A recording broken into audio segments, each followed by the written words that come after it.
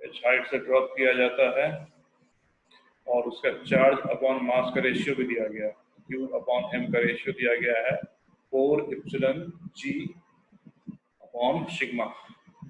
तो कितने हाइट से गिराया जाए ताकि वो पार्टिकल जस्ट इस तक पहुंचे, पहले ये निकालना है।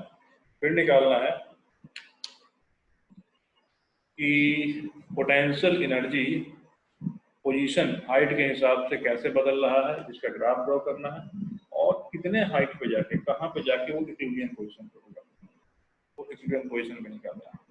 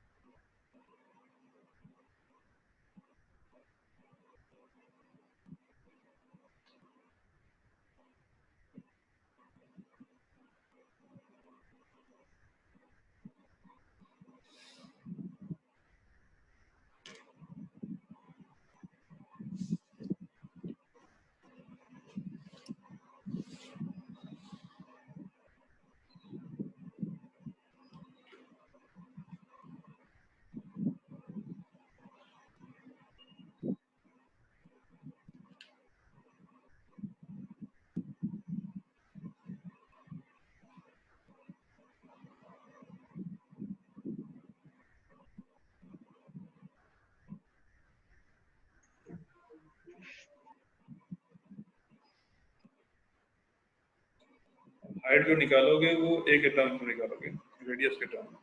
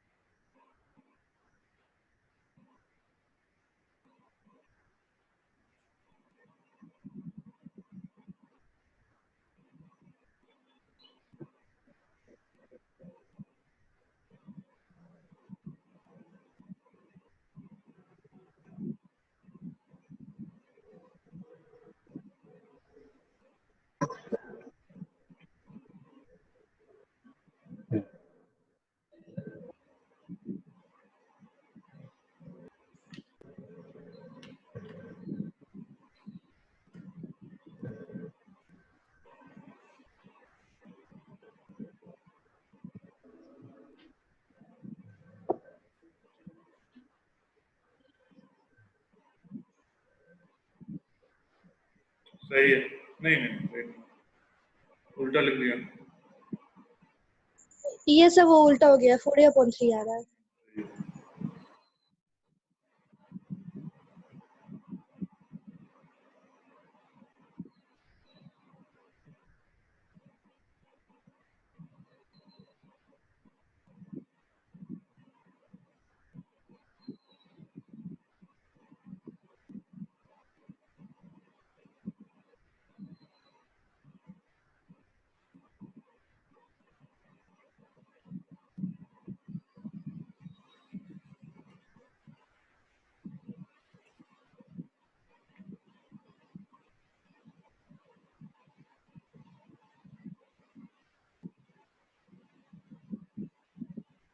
सही है, यूनिट सही है,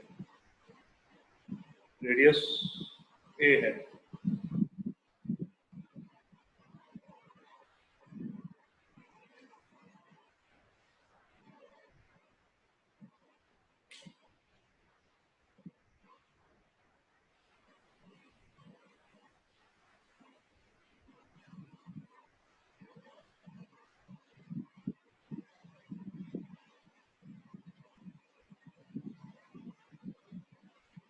सही।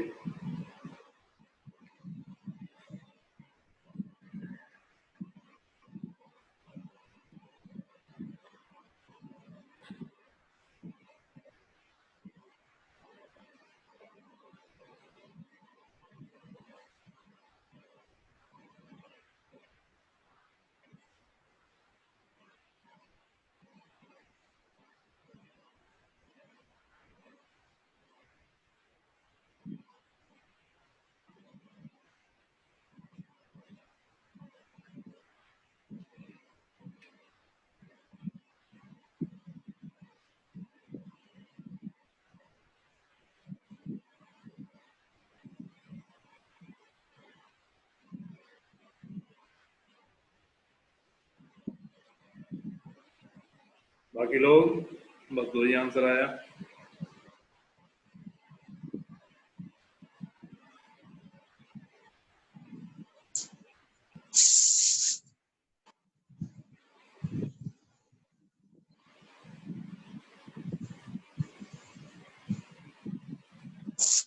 सर आंसर बताइए ना, थोड़ा बड़ा आ रहा है।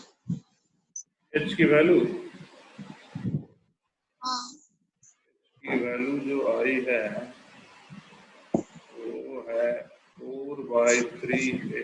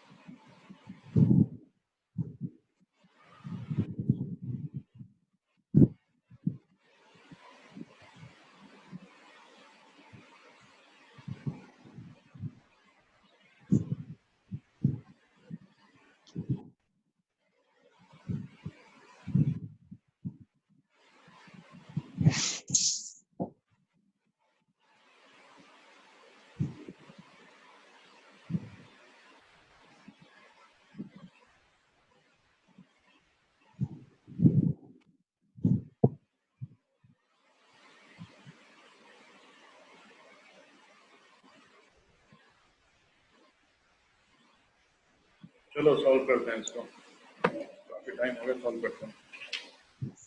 क्वेश्चन हटा रहे हैं यहाँ से।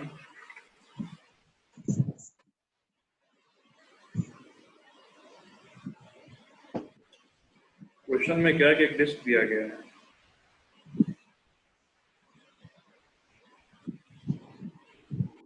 तो एक डिस्क ले लिया तरीके से, और वो हॉरिजॉन्टल पोटेंशियल एनर्जी √3 शायद कुछ ऐसा ही आएगा। सही।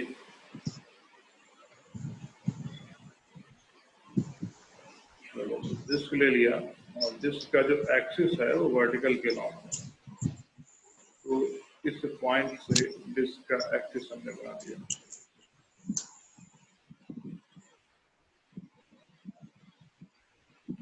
ये डिस्क का एक्सिस हो गया, और इस डिस्क की रेडियस दे रखी है a। रेडियस इसकी a दे रखी है, और चार्ज डिस्ट्रीब्यूशन जो है, चार्ज डेंसिटी सिग्मा कूलम पर मीटर स्क्वायर, ये चार्ज डेंसिटी दे रखी है। अब बोला गया है कि एक पार्टिकल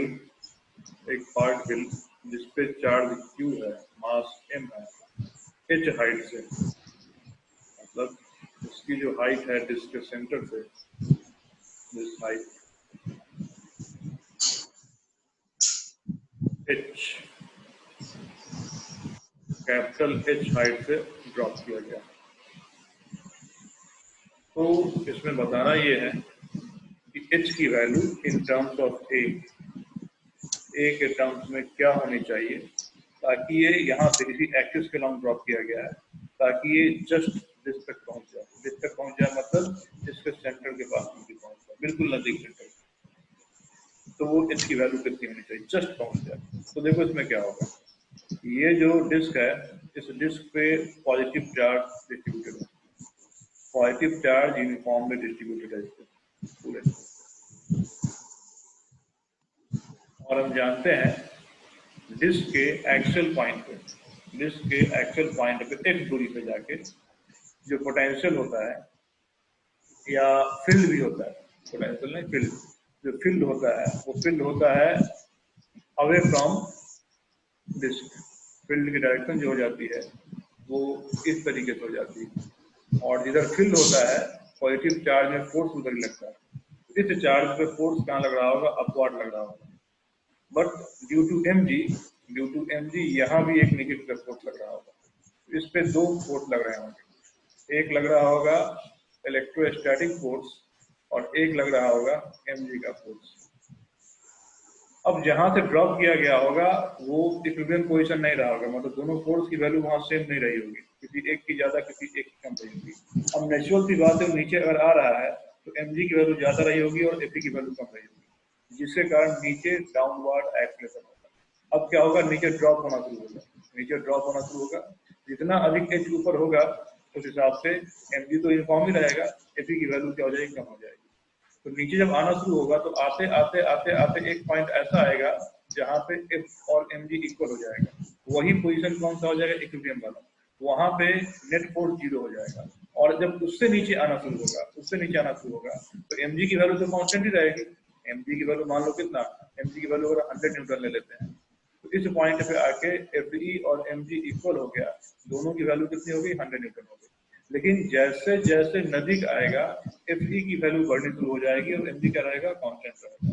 तो क्या होगा, इस पॉइंट के बाद, इस पॉइंट के बाद, इस पॉइंट से पहले, इस पॉइंट से पहले नेट फोर्स लग रहा होगा कहाँ पे, डाउनवर्ड लग रहा होगा, और इस पॉइंट पे नेट फोर्स जीरो हो जाएगा। फिर इस पॉइंट के बाद नेट फोर्स अपवर्ड लगना शुरू हो जाएगा। तो देखो यहाँ पे एसएम की कंडीशन ही बन रही है, जो इक्विलिब्रियम पॉइंट है उस पॉइंट पे एसएम की कंडीशन बोल रही है। तो इसी क्वेश्चन में एक और ऐसा क्वेश्चन हो सकता है कि जो एसएम करेगा उस एसएम की टाइम पीरियड निकालनी है, तो वो एक अलग क्वेश्चन हो जाएगा। लेकिन जब वो यहाँ पे आ जाएगा, क्योंकि ऊपर से आ रहा है मेन पोजीशन पे, जब वो आ जाएगा इक्विलिब्रियम पे आ जाएगा, उसकी वेलोसिटी जीरो नहीं होगी, कुछ ना कुछ वेलोसिटी होगी, और वो फिर इसी वेलोसिटी से आगे बढ़ना शुरू हो जाएगा। और इस दरमियान में मेन पोजीशन से आगे वेलोसिटी जो होगा वो डाउनवर्ड होगा और एक्सीलरेशन अपवर्ड होगा, और धीरे धीरे धीरे धीरे धीरे धीरे जाके उसकी वेलोसिटी कम हो जाएगी और फाइनली जीरो हो जाएगी, और फिर ऊपर से चला जाएगा। तो हमें बताना है कितने हाइट तक हम उसको ड्रॉप करें ताकि वो यहाँ तक पहुंच जाए, मतलब सेंटर तक पहुंच के उसकी वेलोसिटी क्या हो जाए, जीरो हो जाए, इम्पैक्ट ना करे। मतलब ये जो पॉइंट है जहाँ पहुंच गया वहां पे वेलोसिटी जीरो हो जानी है पहले वाले केस में वेलोसिटी जीरो हो जानी है, इसका मतलब काइनेटिक एनर्जी क्या हो जाएगा, जीरो हो जाएगा। और शुरुआत में भी ड्रॉप किया गया है, उसमें भी वेलोसिटी कितनी जीरो है, तो काइनेटिक एनर्जी शुरुआत में क्या हो जाएगा, जीरो हो जाएगा। तो ये दो इंफॉर्मेशन यहाँ से निकाल सकते हैं। बाकी इस सिस्टम से केवल और केवल कौन से फोर्स लग रहे हैं, कंजर्वेटिव फोर्स लग रहे हैं, fe और mg, तो सिस्टम की एनर्जी क्या रहेगी, कंजर्व रहेगी। अब सिस्टम की एनर्जी कंजर्व रहेगी तो यही कंजर्वेशन ऑफ एनर्जी हम दोनों पॉइंट लगा देंगे। कौन सा पॉइंट, एक पॉइंट 1 लगाएंगे और एक पॉइंट 2 लेंगे।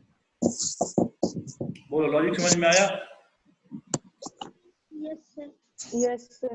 ओके, अब यहाँ पे दो तरह की पोटेंशियल एनर्जी है, एक है इलेक्ट्रिक पोटेंशियल एनर्जी और एक है ग्रेविटेशनल पोटेंशियल एनर्जी। क्यों? क्योंकि इसमें मास है और वो ग्रेविटेशनल फील्ड ऑफ अर्थ में ही ये सारा काम होता है, और चार्ज भी है तो इलेक्ट्रिक पोटेंशियल एनर्जी भी होगा। अब देखो यहाँ पे इलेक्ट्रिक पोटेंशियल को हम डिफाइन कर देंगे जिस रिस्पेक्ट में, और ग्रेविटेशनल पोटेंशियल के लिए क्या करना पड़ेगा, हमें रेफरेंस मानना पड़ेगा। तो जो ग्राउंड है जहाँ पे डिस्क रखा हुआ है वहीं पे हम क्या मानते हैं, ग्रेविटेशनल पोटेंशियल एनर्जी जीरो मान लेते हैं।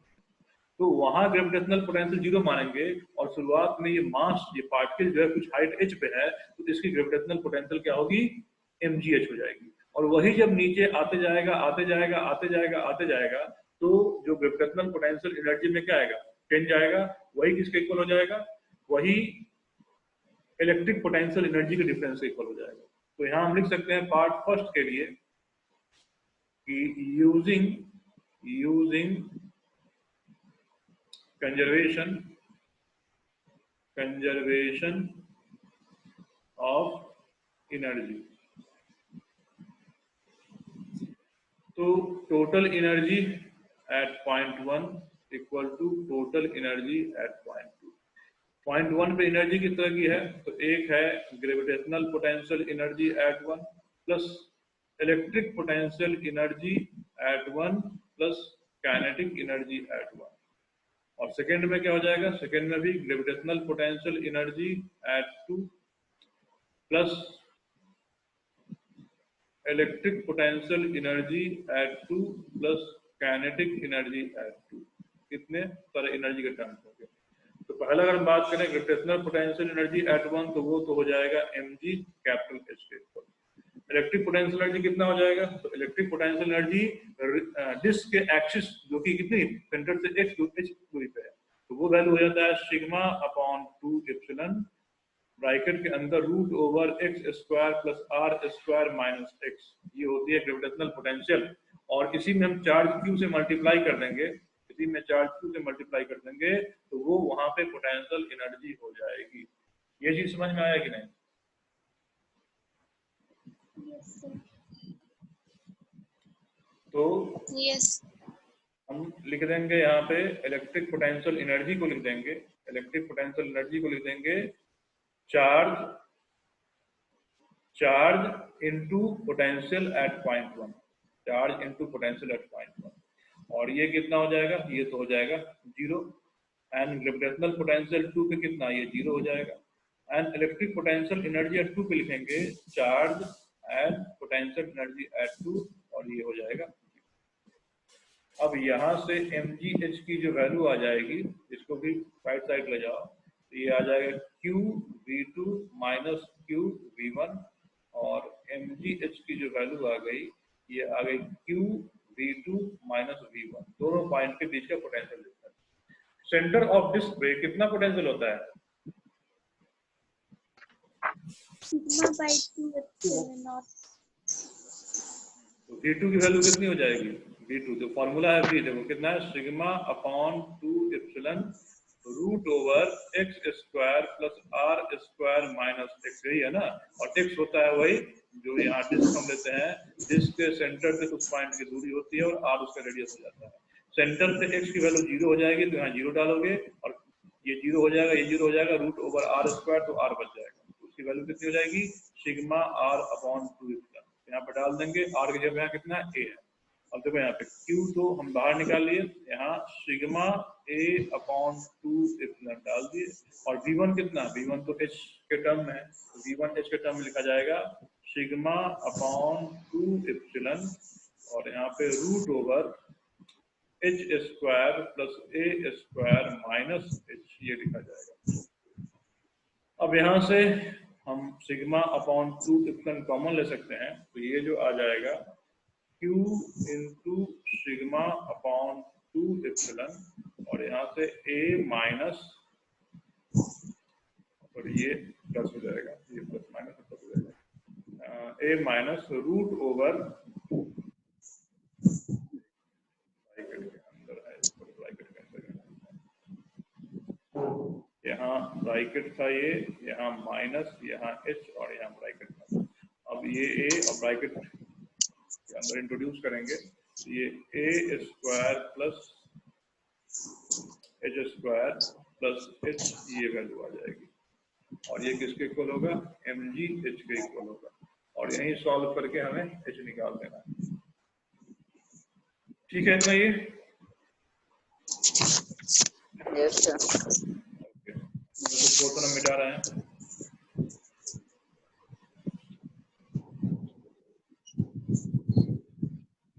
तो यहाँ से हम लिख देंगे mgh इक्वल टू, अच्छा इसमें एक और चीज दिया गया है, एक और कुछ दिया गया था इंफॉर्मेशन, q अपॉन m का जो रेशियो था वो कितना था, 4 एप्सिलॉन किसके इक्वल था वो, 4 epsilon g by sigma. g by sigma. Okay लिखा। तो चलो इसको हम क्या करते हैं ना, m से डिवाइड कर देते हैं, m से डिवाइड कर देते हैं। तो इसको यहाँ पे हम ये जो mgh है ना, इस m से इधर डिवाइड कर देते हैं, तो ये जो आ जाएगा ये आएगा GH equal to Q upon M, इसको एक साथ रहने देते हैं, सिग्मा अपॉन 2 इप्सिलॉन को एक साथ रहने देते हैं, और यहाँ A माइनस रूट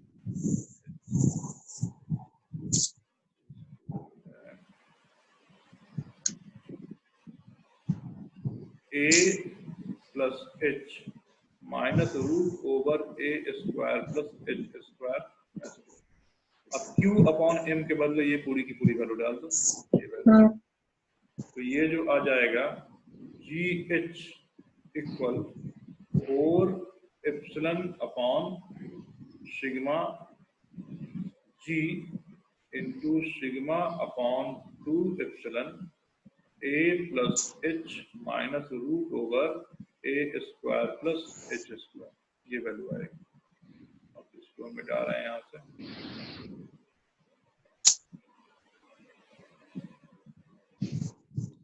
देख सकते हो बहुत सारा कुछ कट जाएगा, G से G कैंसिल आउट हो जाएगा, एप्सिलॉन से एप्सिलॉन कैंसिल होगा, सिग्मा से सिग्मा कैंसिल होगा, 2 से ये 2 कैंसिल आउट हो जाएगा, और हमारे पास जो बच जाएगा ये H हो गया, H यहाँ पे हो गया, और इस 2 को इधर ले आओ, H/2 हो गया, और यहाँ बच गया A plus H minus root over A square plus H square. Okay, अब इसको ऐसे लिखा सकता है, root over A square plus H square equal to A plus H minus H/2, और ये H/2 हो जाएगा, तो यहाँ से इसको सिंपली हम प्लस H/2 लिख देते हैं, और साथ में इधर भी स्क्वायर कर देते हैं और इधर भी स्क्वायर कर देते हैं।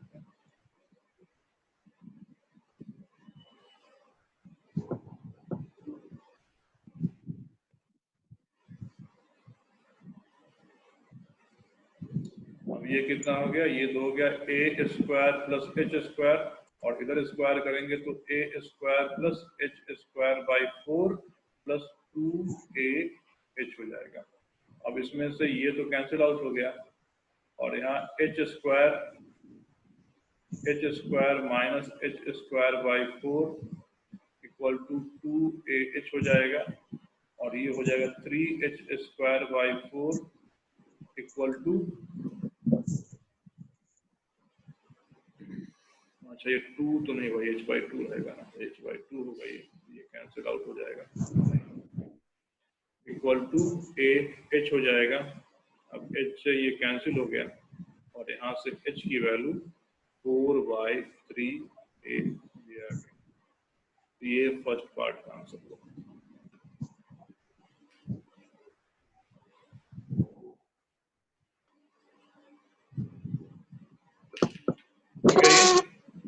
हो गया, कोई डाउट इसमें? No sir. Okay, second part में क्या, सेकेंड पार्ट बना कि नहीं ग्राफ उसका?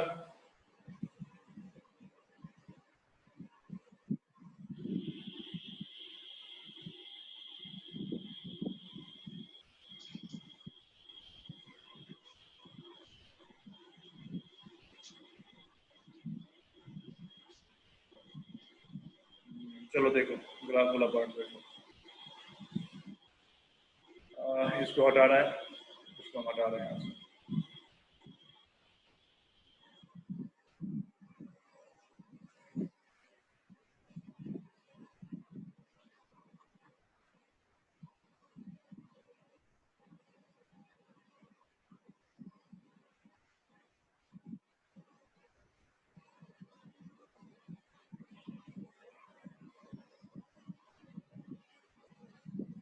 दूसरा में ये ग्राफ बनाना है, और साथ में ये जो इक्विलिब्रियम पोजीशन था वो कहाँ पे होगा, किस एच पे होगा, उसको फाइंड करना है, वो भी इन टर्म्स ऑफ वही AP आएगा। अब मुझे टोटल जो पोटेंशियल एनर्जी है वो एच के साथ कैसे वैरी कर रहा है, इसका ग्राफ बनाना है। तो हम देखो पोटेंशियल एनर्जी लिखेंगे, पार्ट बी का ये, पार्ट बी का आंसर कि टोटल पोटेंशियल एनर्जी में 2 तरह का एनर्जी है, एक है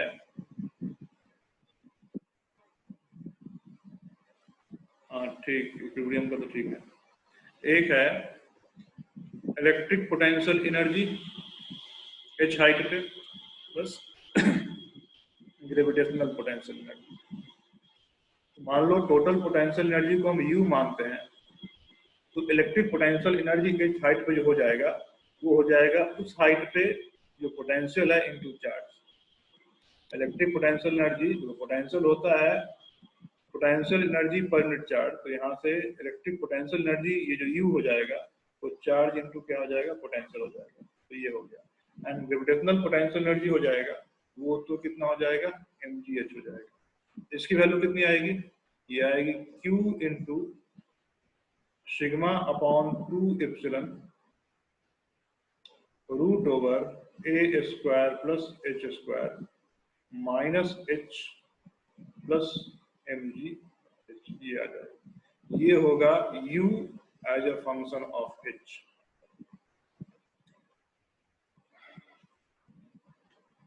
तो देख सकते हो इसमें क्लियरली कि h जो है, h अंदर में h स्क्वायर के फॉर्मेट में आया है और u जो है as a function of h square का फॉर्मेट आया है। तो ग्राफ जो है स्ट्रेट नहीं बनेगा, ग्राफ क्या बनेगा, कर्व बनेगा। अब एक चीज याद रखना हमेशा, एक चीज हमेशा याद रखना कि जहां भी SHM का कंडीशन बनेगा, ये केवल इस क्वेश्चन के लिए नहीं बता रहे हैं, ये जहां भी SHM का कंडीशन बनेगा उसमें ग्राफ जो है ना, ग्राफ ऑलवेज इस तरीके का बनना है।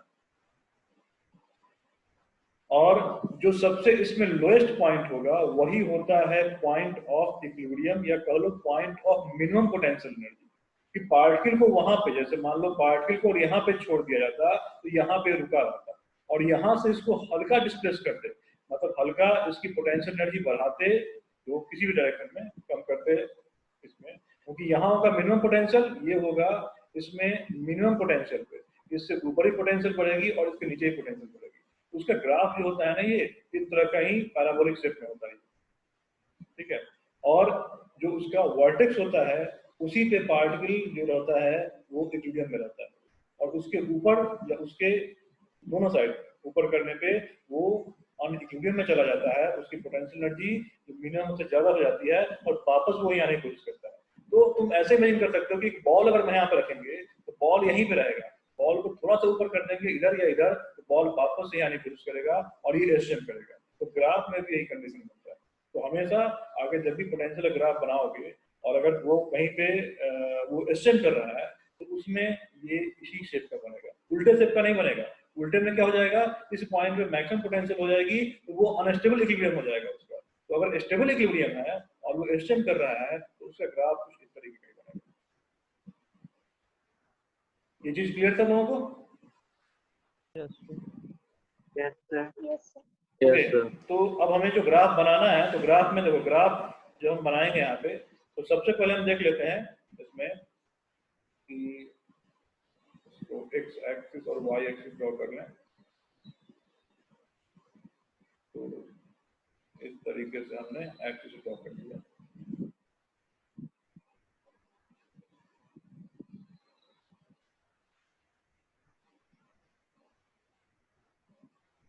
एक्सिस ड्रॉ कर लिया और यहाँ पे लिख दिया हमने पोटेंशियल एनर्जी और यहाँ लिख दिया एच, वही हाइट जो वेरी कर रहा है। एच देखो यहाँ ओरिजिन होगा, इधर जब जाएंगे तो एच बढ़ेगा और इधर जब जाएंगे तो पोटेंशियल एनर्जी बढ़ेगा। ऊपर पोटेंशियल पॉजिटिव होगा, नीचे पोटेंशियल नेगेटिव होगा। अब इसमें पोटेंशियल नेगेटिव नहीं होना है और पोटेंशियल जीरो पे नहीं होगा, है ना। एक मिनिमम पोटेंशियल होगा, कहाँ पे होगा, यहाँ पे होगा, वही हमें निकालना है। अब जब हम H0 लेंगे, H0 लेंगे, H0 मतलब कहाँ से, H0 हम मान रहे हैं सेंटर पे, H0 मान रहे हैं इस सेंटर पे, यहाँ पे इस सेंटर पे जब मान रहे हैं तो ग्रेविटेशनल पोटेंशियल एनर्जी का बेस भी हमने यहीं पे लिया, रेफरेंस यहीं पे लिया है। तो ग्रेविटेशनल पोटेंशियल तो जीरो हो जाएगा और इस सेंटर पे खाली रह जाएगा कौन सा, इलेक्ट्रिक पोटेंशियल रह जाएगा, ठीक है। इस सेंटर पे क्या रह जाएगा, इलेक्ट्रिक पोटेंशियल। और इलेक्ट्रिक पोटेंशियल कितना बच जाएगा, तो इलेक्ट्रिक पोटेंशियल हो जाएगा यहाँ पे V इक्वल टू पोटेंशियल हो जाएगा U इक्वल टू, मतलब यहाँ पे क्या करोगे, H की वैल्यू जीरो डालोगे, इस इक्वेशन में H की वैल्यू जीरो डालोगे, तो ये जीरो डालोगे तो ये टर्म जीरो हो जाएगा, यहाँ से ये H जीरो होगा और यहाँ से ये H जीरो हो जाएगा। तो बच जाएगा Q into sigma A two epsilon, ऐसे बचेगा। ठीक है, और इसमें हमें ये भी दिया गया है, इधर जो देखे थे हम लोग,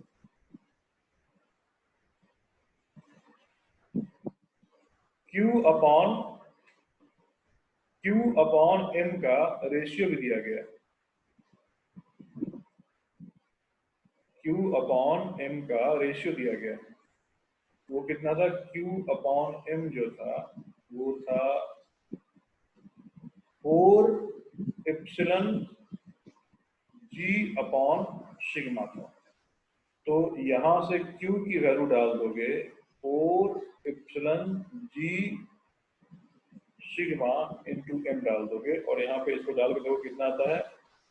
तो U in terms of mg के टर्म में आ जाएगा, तो यहाँ डालोगे 4 इप्सिलन G सिग्मा M, और यहाँ पे सिग्मा A